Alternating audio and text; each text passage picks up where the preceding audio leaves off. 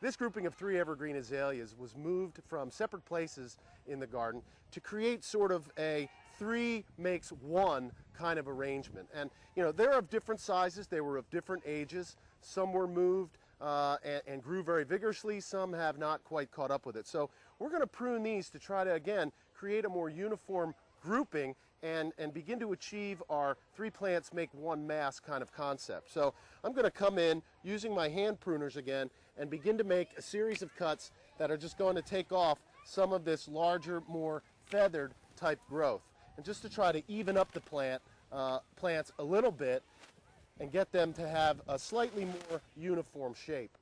Now I'm going to come around to the front of this plant and using my pruning saw get as close to the ground as I can to take off this big long branch. That'll stimulate new young shoots to come up from the base and make the plant more dense.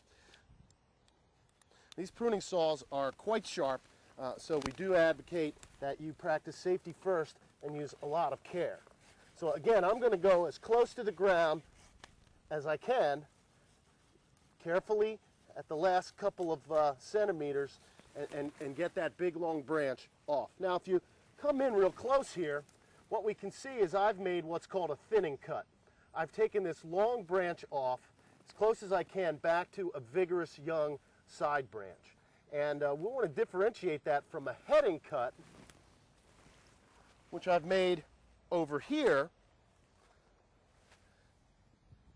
which takes the branch down to no particular point. In other words, I've cut its head off. I haven't come back to a strong side bud.